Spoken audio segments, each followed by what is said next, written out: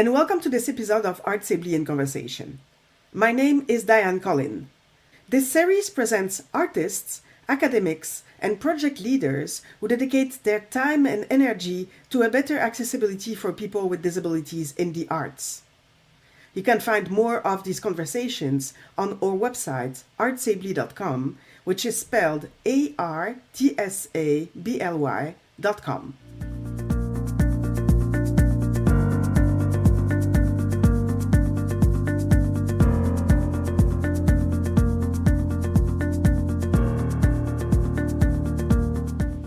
Today, ArtsAbly is in conversation with Winnie Luk, the Executive Director of the Disability Screen Office. You can find the resources mentioned by Winnie Luk during this episode on ArtsAbly's website in the blog section. Attitudes and ableism. That's what I see as a primary barrier right now with working with the disability community. Sometimes I describe our work as we are almost starting from below ground zero in the sense of even identifying and divulging that you have a disability. That is a challenge right now. So not even divulging, but even identifying. So many folks have said to me in meetings, I'm blind in one eye, but I'm not disabled. I cannot hear in one ear, but I'm not disabled. I have this chronic pain, but I'm not disabled. So one's own understanding of what disability means and actually identifying with it, that in itself right now, we're trying to get to that place. We represent 27% of the Canadian population, which actually increased from the last census. But I know for a fact that that number is vastly undercounted because most people are not checking that box, because there's also a misconception that if you're checking that box, you're taking something away from someone else. And this is just data collection, and it's not for a program. So there's so many barriers right now to get to that even ground zero of folks feeling safe and good and divulging their disability, understanding their disability. Someone told me, a colleague had told me that their friend right now has said to them, I actually feel safer coming out as queer than coming out as disabled in our screen industry right now. So think about what that actually means and where we are right now. And in the sense of disability, this is something that everyone will become disabled at one point in their lives. So it's someone that at one point everyone will experience. And the fact that it's still so stigmatized and there's still so much ableism and negative attitudes around this, that in itself we need to break down. Because again, at one point in your life, you are going to experience some type of disability. That's what we do essentially at the DSO, is that we do share our story, we share our journeys, making sure that people feel that they can ask, what are your access needs? How do you communicate? What do you need to thrive in your role? Welcome to this new episode of ArtsAbly in Conversation. Today we are with Winnie Luk, who is the Executive Director of the Disability Screen Office, a national disability-led Canadian not-for-profit organization dedicated to fostering inclusion in the screen industry. Thank you for being here. Thanks, Diane. Thanks for having me. My name is Winnie Luk. I'm the inaugural Executive Director of the Disability Screen Office. My visual description is I am a Chinese woman with short black hair, just wearing a black top today. I have some art on the wall in the background and a plant as well, a green plant in the background. And yeah, thank you for having me.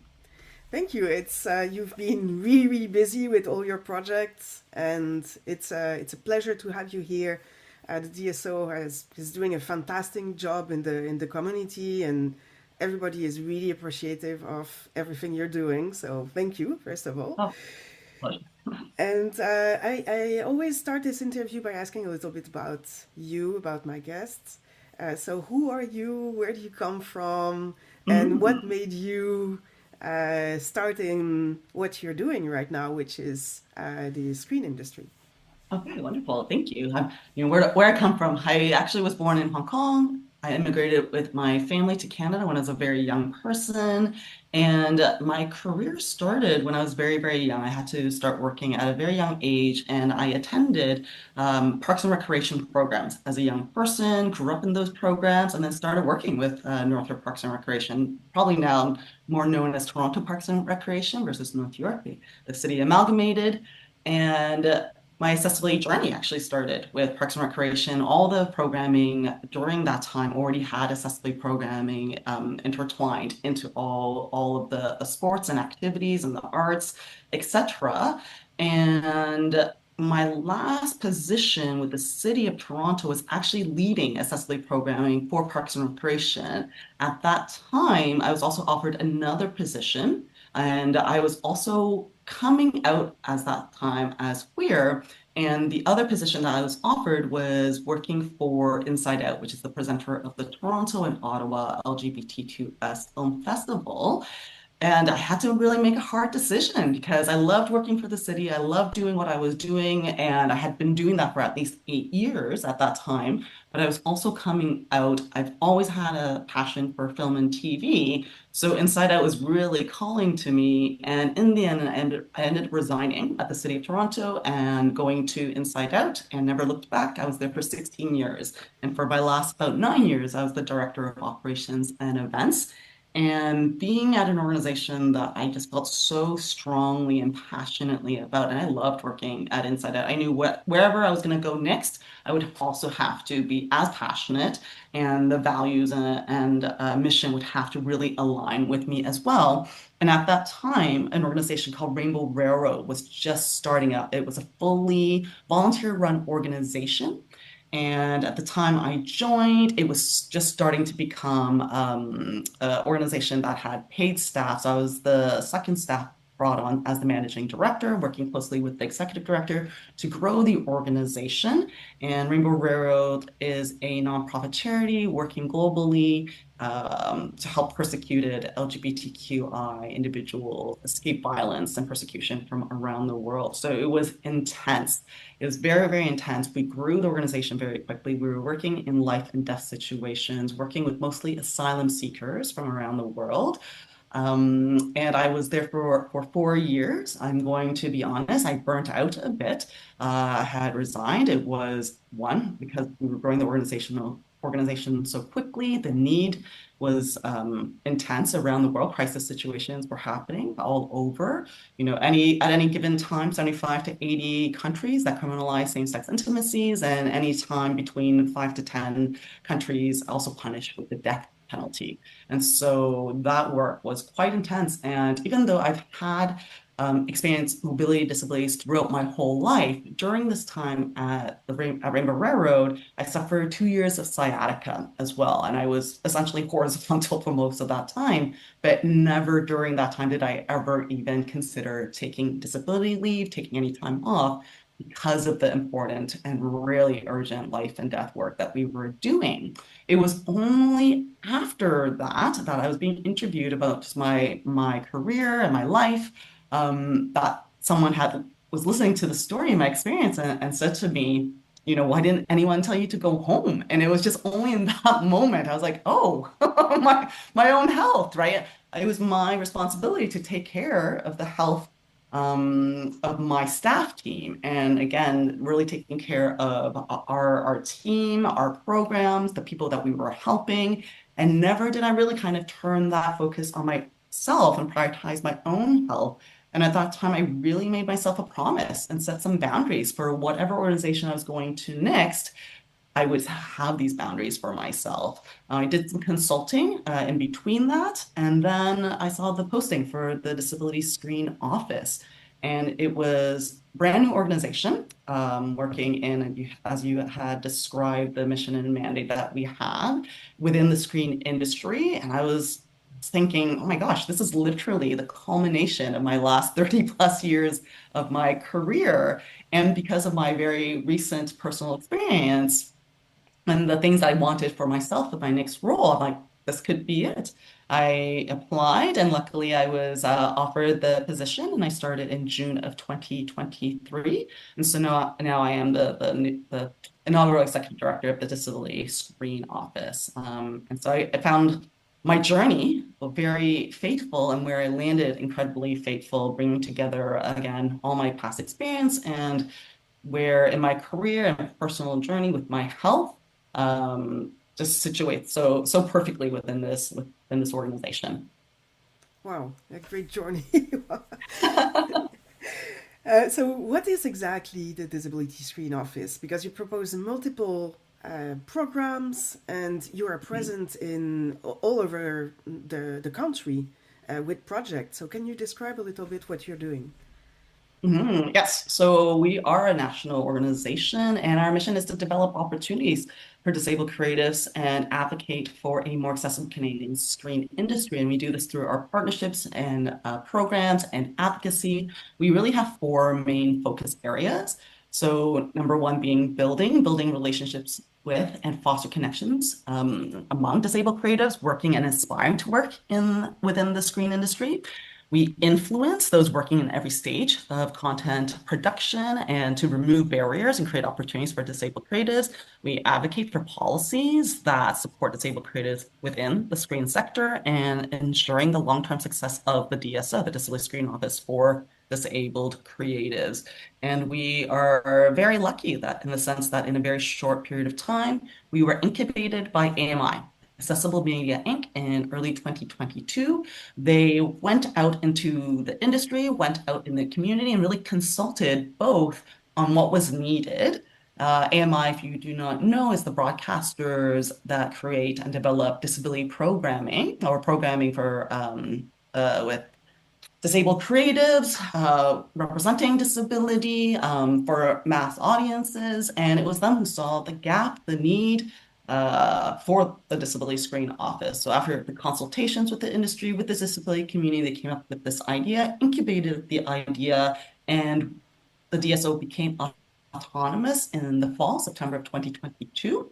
There was an interim executive director that had come in, Andrew Morris, who helped recruit an incredible board of directors. And then in turn, the board of directors recruited me, and I started in June of 2023.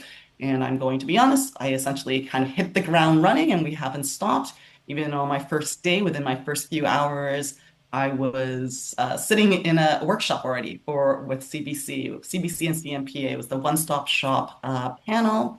And I was lucky enough on my first day to meet incredible colleagues such as, Kate on from BIPOC Film and TV. There was Christy Hasso from the Indigenous Screen Office.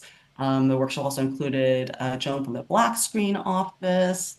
And Joy at the time was working for the NSI. So having that first day to be in a workshop with these amazing, leaders within the sector doing great work for their various communities. And then literally 1 week later, I flew to the Banff World Media Festival and got to meet all these great people in person, amongst other industry folks and creatives from our community as well.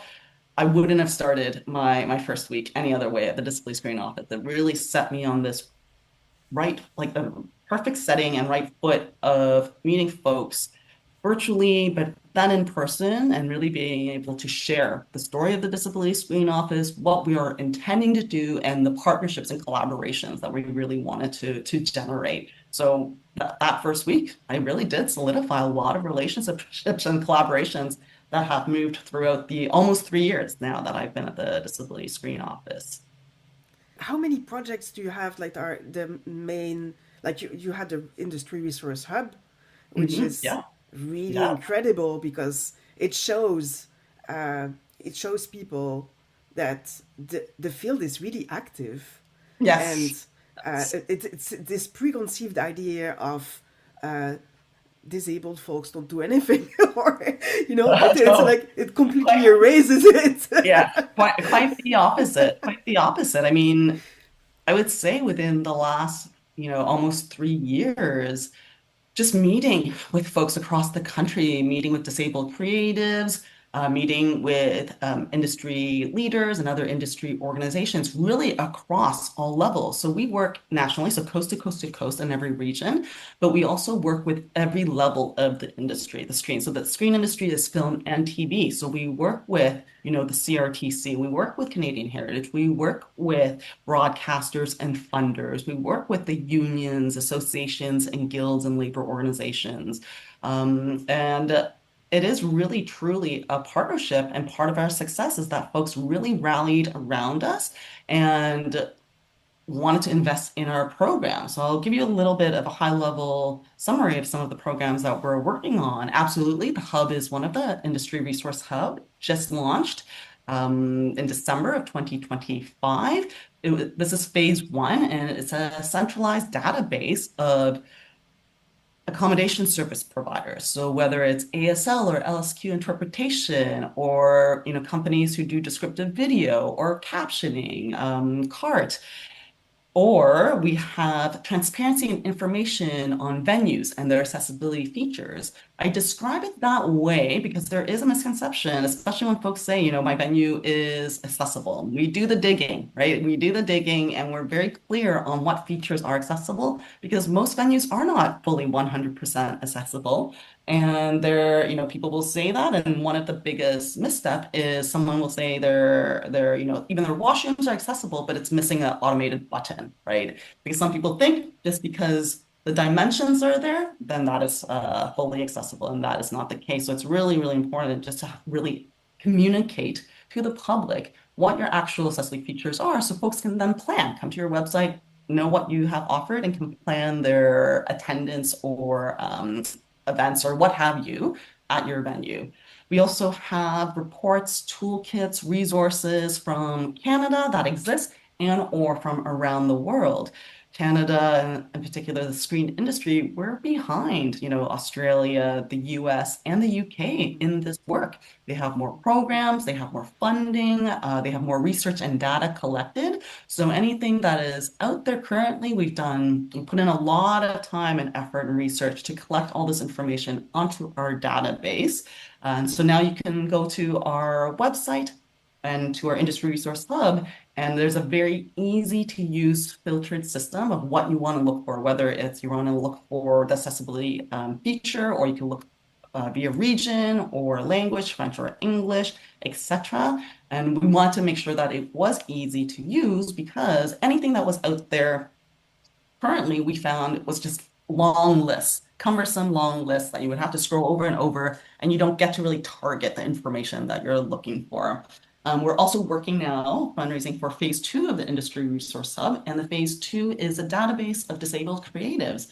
What we are finding is that the disability community, one, they want to find each other. They want to engage, build community, partner on projects, and just find one another. But something else that we're finding as well is that one of our most popular questions and requests are, do you know of disabled actors, editors, directors, producers, etc.? Because the industry really want to engage our community and work with our community. So that is incredible. And we do want to build a place where folks can find each other and find our community. It's so important.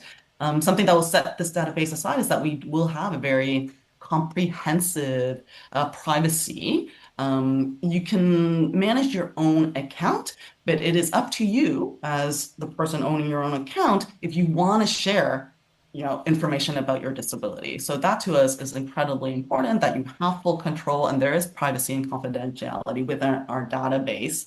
So it's a bit more comprehensive than you'd probably find than other databases. So that's our Industry Resource Hub. Another project, probably our largest project, is called Mapping Representation, and it is a research project that spans over 2 years and 3 years with two different deliverables. So the first phase of that project is over 2 years, and we had distributed the first ever survey on disability within the screen sector. So trying to figure out essentially data, right, about people who currently work in the industry, wanting to get into the industry, what barriers they face, what various and different disabilities folks identify with having. And then we also conducted a focus groups as well for this particular research project. And we did literary and just research at large for what is currently out there. And this is all going to culminate into a best practices guide on how the Canadian screen industry can work with our community. And that will be launched this summer, the best practices guide. And the third or the second phase of this particular project that spans 3 years is a report that we are going to be writing with the information that we've gathered from our surveys, focus groups, and research. And it will culminate into a report that we'll be submitting with to Accessibly Standards Canada. So they are our partner on this particular report project. So that's our largest project. I talked about the Resource Hub. Another program that we are also going to be delivering on later this fall is our Screen Festival Accessibly program. And this kind of came out in my experience over my first year traveling coast to coast, attending all the various events and conferences and festivals, and at the same time meeting with disabled creatives. The very folks that I were meeting were not attending the same festivals and events and conferences I was attending because it was just not accessible to them. And so very quickly, out of essentially frustration, I was like, we need to do something about this. I obviously also have a background in festival production, working at Inside Out for 16 years. I also consulted on accessibility as well for film festivals. And so right away, I thought, okay, what I'm going to do is at least pick the top 5 festivals across the country. I hold them to, more accountability and standards of accessibility. And the fact that at that time, they didn't seem to have started any of this work. I was thinking I'll pick the top 5 and I'll partner with them on a 3-year program. And for me, it was really important that it was multi-year because 1 year is not going to be enough. And I'm thinking 3 years, let's get them started on the work and the journey and create an accessibility plan. When I was talking to one of our lead funders, Telefilm, about this program, they became incredibly interested in it. They're like, this is a great idea. We want to help and support. So they came in and we ended up zooming out. And so the festivals that kind of jumped on to the first iteration of the program, now we're using them as case studies for this program, which we're going to gather all this information and create guidelines for festivals, events, and conferences all across the country to follow. So this will be published in September. And then we also submitted a framework to Telefilm. So it's a framework on how funders and what funders should be doing, looking at projects and applications coming into them, ensuring that they are also prioritizing accessibility. I also had first thought to pick the top 5 festivals, largest in that term, only because, to be perfectly honest, medium-sized festivals and smaller festivals, they themselves have started this work. They themselves have started prioritizing accessibility. It was really the larger festivals that weren't doing as much, which really goes to show it's not about budget per se, right? It's really about prioritization because these smaller festivals absolutely have smaller capacity, smaller operations, smaller budgets, but yet they were doing the work and they were setting accessibility plans and having panels, hosting panels, etc. But really, kudos to the festivals that signed on right away. So the Banff World Media Festival, Vancouver International. In our second year, we were able to extend the program and work with Real Asian and Real World here in Toronto as well.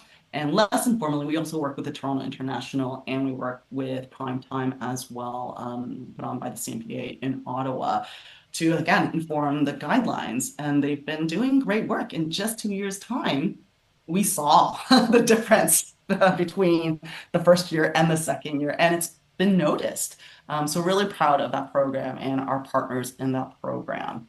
A companion program to the Screen Festival Accessibility program is our Industry Events Access program. And essentially, this is a delegation program. So for these various festivals and others as well across the country, we bring a delegation of disabled creatives. And depending on the kind of mission and mandate of those particular festivals or conference events, that's how we recruit and select our delegations. And so our most recent delegation went to Primetime. We had a group of 5 disabled creatives. They had an incredible time, and that is partly supported by CMPA as well, also partly supported by this particular one is Ontario Creates and Manitoba. So we're working with the various regions, actually, various provinces to bring in delegates from across the country within those regions to be able to have these opportunities to these amazing conferences. And our next delegation coming up is at the Banff World Media Festival. We'll be bringing 2 delegates, one from Ontario, one from Manitoba, to Banff in June. So we're still continuing to work on that and expand on that, working with the various industry partners. on that. And at one point, even though right now the priority is national, at one point we're going to start to plant the seeds on international as well. Another program that we're working on is our Accessibility and Disability e-learning series. That's also coming out in a few months. And what we saw was a need and understanding that there's actually legislation. We did our first intervention at the CRTC, I think it was like July of 2023, and we had talked about the Accessible Canada Act. And after that presentation and submitting our letter, many folks actually came up to us and said, oh, we had no idea. So can you imagine, right? The federal legislation, Accessible Canada Act, was enacted in 2019 with a deadline of 2040. Almost every province, several provinces across the country also have their own legislation. But again, a lot of folks in our industry didn't understand this. So we decided we're going to create an e-learning series. It's a series of four short videos that will train folks and educate folks on legislation at the federal level. And then we're going to create some data and information sheets on provincial legislation as well. Another program that we're working on is a production accessibility role. We are now calling it a production accessibility lead role with the acronym called PAL. So essentially, it is a whole new managerial role that we want to introduce into the industry ecosystem. You might have heard of it currently as production accessibility coordinator or consultant, and it's actually quite popular in the States and in the UK. We have a handful of working accessibility coordinators here in Canada as well. But what we've seen with the coordinators and consultants is that they're brought into the projects too late. So by the time they're brought in, budgets are set, locations are set, casting, hiring, all of that's already done. So whatever the coordinator or consultant is suggesting, people can take it or leave it.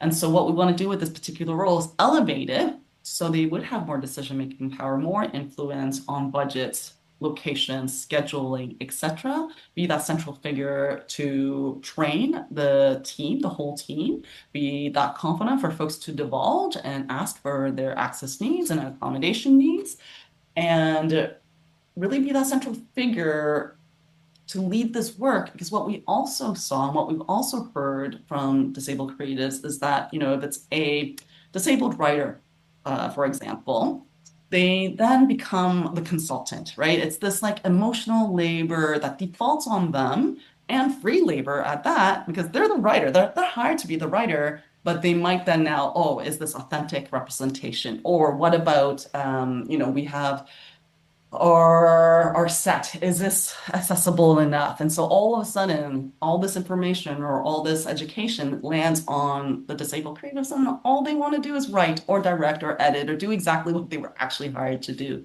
So hearing that from our community and also understanding that from our industry, that's what we also wanted to achieve with this particular role, was that we wanted a role that was paid well and fairly, and to do this work to take that pressure off of other disabled creators working on projects. And we're in phase 1 right now. So we're creating a job description, we're developing the curriculum, and then we're going to train a first cohort. And the first cohort are going to be made up of disabled people working within accessibility. And if they have experience within the industry, that's great as well. And we want to elevate these people to that managerial role, and obviously give the training more on how to be, because the particular responsibilities will span over a producer, a PM, or an AD. So obviously train them in those various levels of responsibility. And the first pilot cohort, we're going to select one individual in each region, coast to coast to coast. And within this phase, we're also working with even though this particular position will not start off being unionized, it was important to us to work with unions, guilds, and associations and the various organizations, whether they're broadcasters or funders, to really inform this role, making sure that it does fit into the current ecosystem.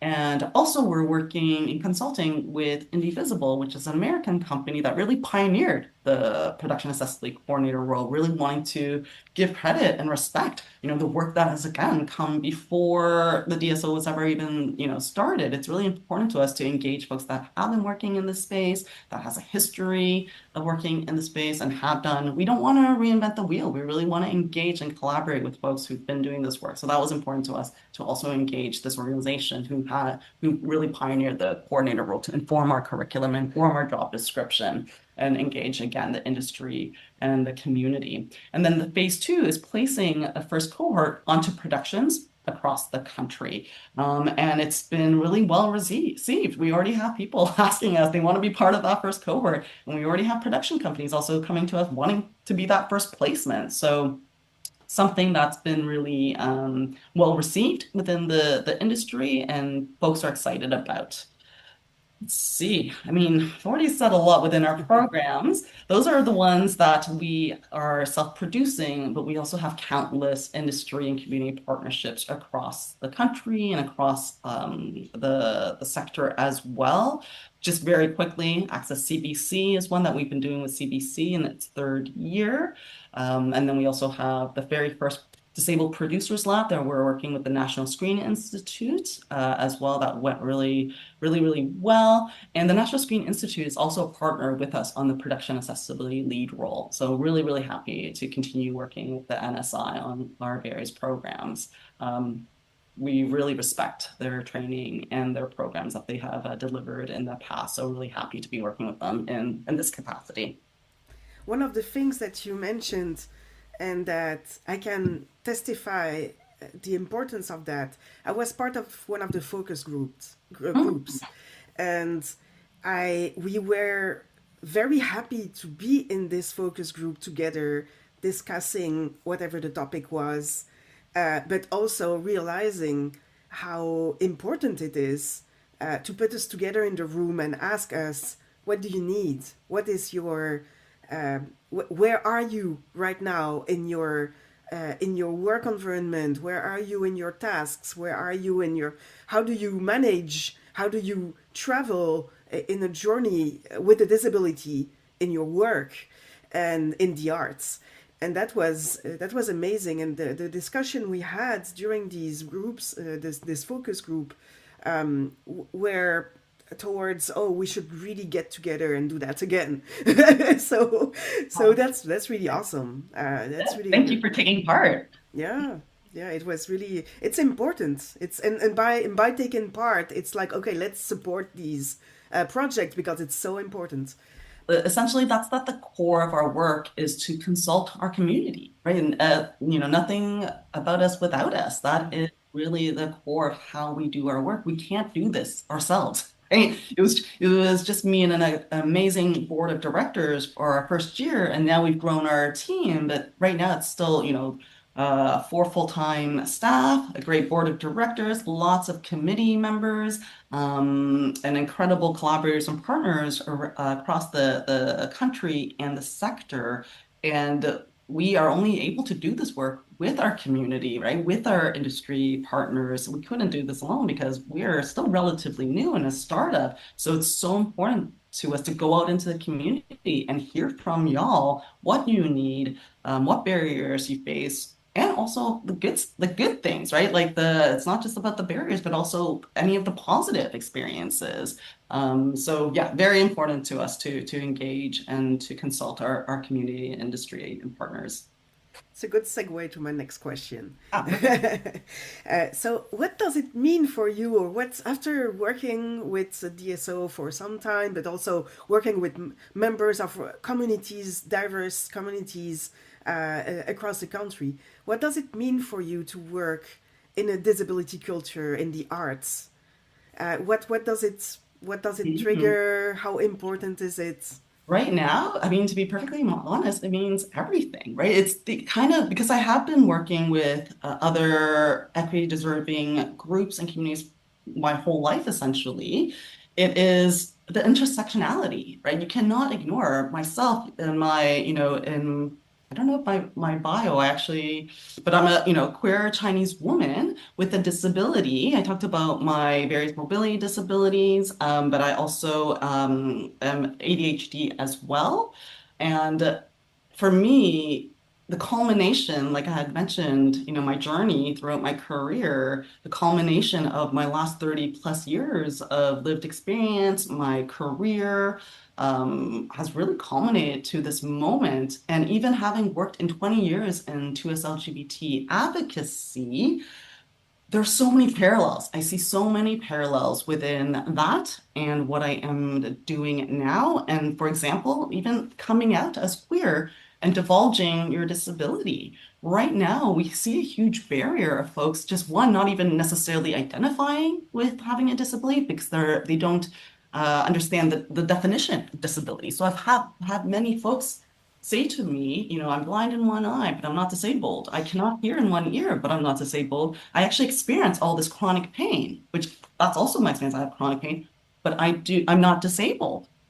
And so even the understanding of getting to that level of what disability includes and identifying those people are not checking that box, right? When the census comes around or when conference or festival registration comes around. So that means we're not being accurately counted. When you think of folks who are just newly diagnosed right now of being neurodivergent or even understanding what that term means, because it's a relatively new term, the trend we're seeing right now, our children are being diagnosed, and it's the parents that are like, oh, wait, I have these exact same characteristics. I've been dealing with this my whole life. And literally, I've had conversations where folks are coming to that realization right in front of me. I've had many, many very emotional conversations with folks across the country where they're only realizing now that they have either been masking or ignoring or not understanding the definition, so didn't include themselves. And we represent currently 27% of the population. But can you imagine if every single person actually who, one, learns and understands their identity as being disabled, and have the confidence and willingness to actually divulge, to check that box?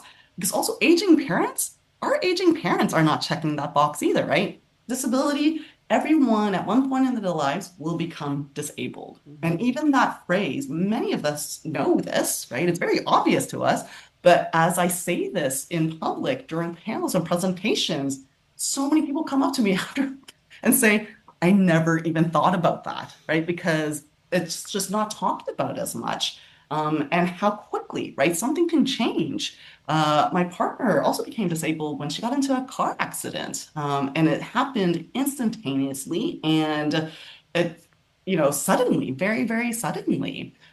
She was a ballerina. She danced for the National Ballet. So that cost her her career. So it happened in an instant moment by accident. But people do not think about this. And these things happen within our industry all the time. When I talked earlier about prevention, our industry creates disability, right? And things can happen in a moment. I met someone out east recently in the fall when I attended the St. John's International Women's Film Festival, and he became a paraplegic instantly from falling from a very high level. He had a very positive and lucky story in the sense that his community, the project that he was working on, rallied to support him. And just talking to him and hearing his story and how positive he actually was from a very tragic story was incredible. But that is not the common story that I hear. A lot of folks have also told me about where they had an accident on set and then they were forced to sign a contract right away where the whole production was just going to, not take any accountability on the incident. So you can hear all the various, but it is something that also resonates with people is that when we talk about this prevention, mental health, there's a lot of mental health issues within our industry, whether it's anxiety or depression. There's a lot of toxic work environments. These long days, 14 hours, 18-hour set days, they're not sustainable. They're not healthy. They're not good for us. And so the many stories I've heard of people driving home, falling asleep at the wheel, many car accidents, and even some fatalities. These are really, we can prevent this. I came from working in human rights, life and death situations where, the urgency was real, right? We're talking about thousands and thousands upon thousands of requests for help, and each story, like it's wild what folks are experiencing around the world right now. So now coming into this industry and working in film and TV and entertainment, it is not life and death. We can change the urgency around. And it's really only a few gatekeepers that want to kind of make you think, right, for their own profit that everything should be done within a day to save money or in this way, unsafe way to save money. It's a lot of times just to save money. And what we want to do, part of our work is to really change that lens and make it more people focused, human and health focused, more sustainable. This is not a sustainable sector that we're working in, and more people are speaking up about it, whether it's the disability community or parents, right? People who are caregivers to aging parents to children. It's just not sustainable for so many people's lifestyles. And so when you ask me about in the sense of what's important, this is such at the core of what we're working and the intersectionality and the work that we're doing is not just going to benefit the disability community, it's going to benefit everyone. And when I talk about the parallels about coming out and divulging, actually, a colleague of mine had shared with me a story where their friends shared with them that they feel more comfortable coming out as queer versus coming out as disabled, right? So for me, in the sense of the progress I've seen within this sector, I do see disability right now as almost this like final frontier of work that intersects with every other community, and everyone will become disabled at one point in their lives. And the fact that is one of the very last topics in the EDI, DI kind of umbrella.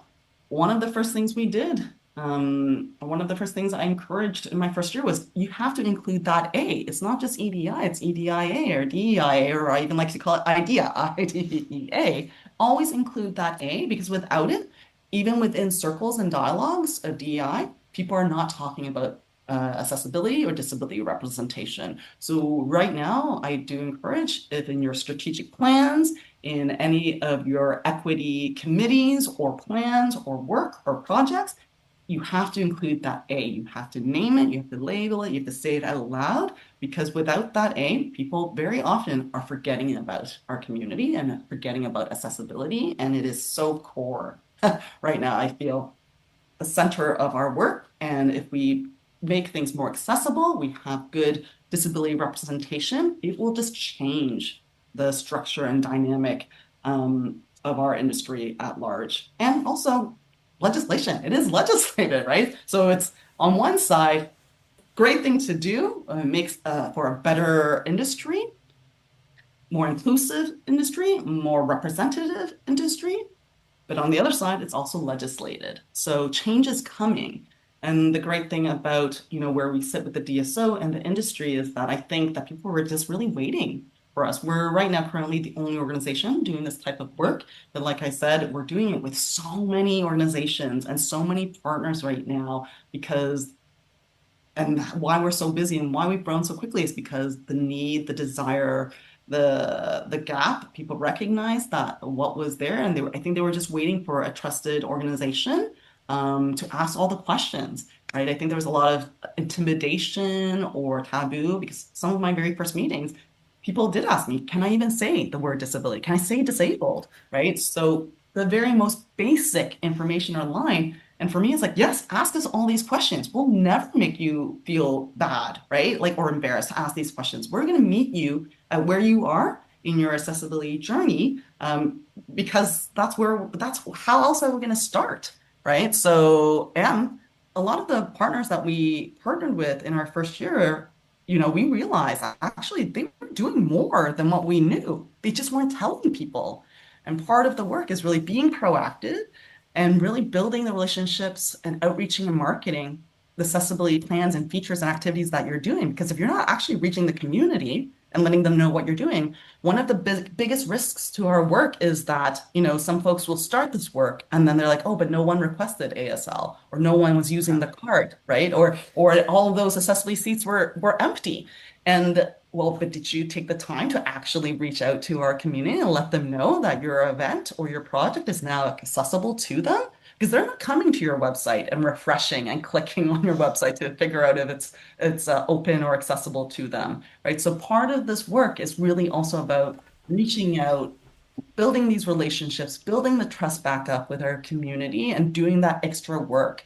Some disability advocates, activists will say, if you build it, they will come.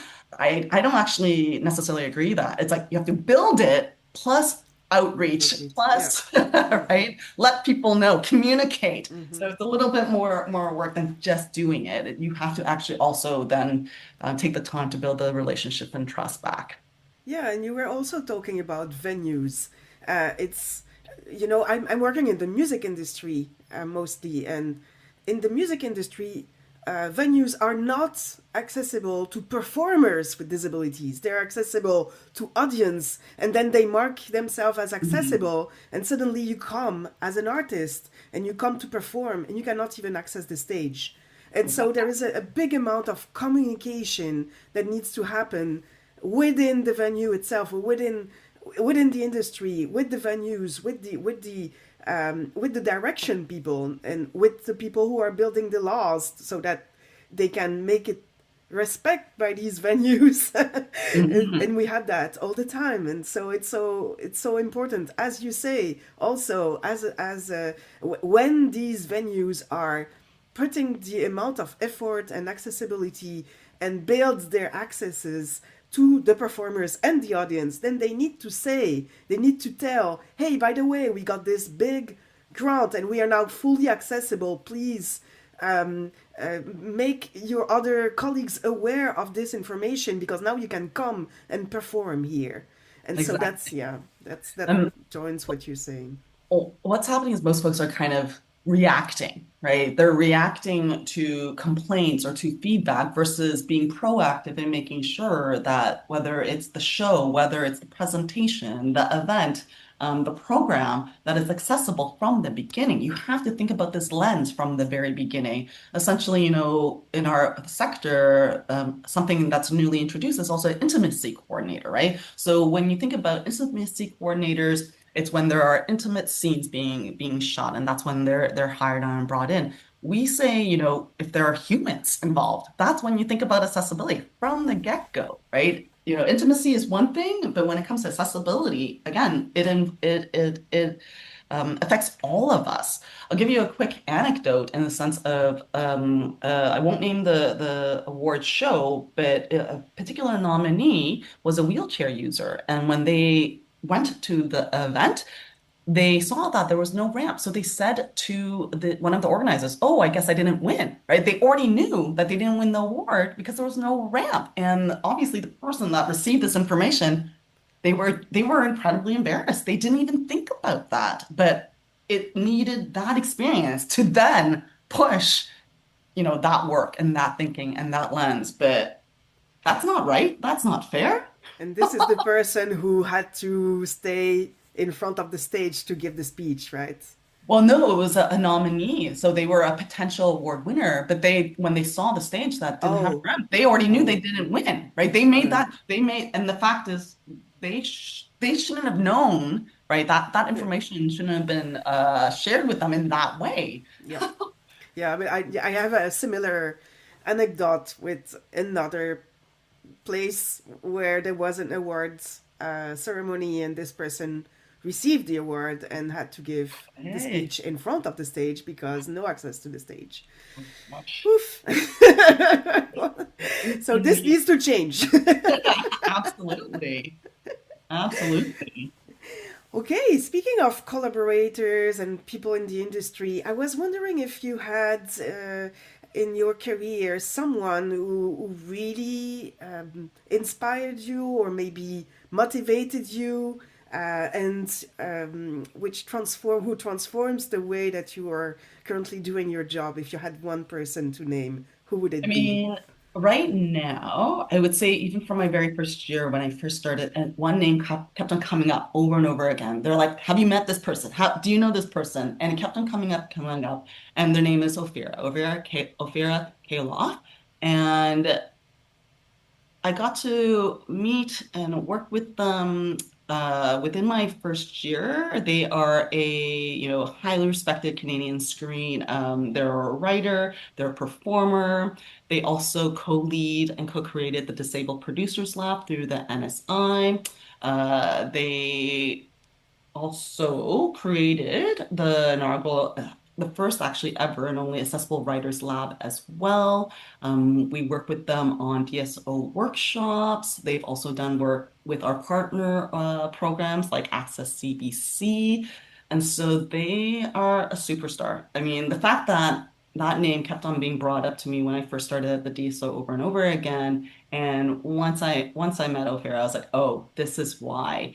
And I have continued to work with them and invite them to sit on panels. So very recently in Ottawa, I invited them to sit on our ArtsAbly panel at prime time in Ottawa.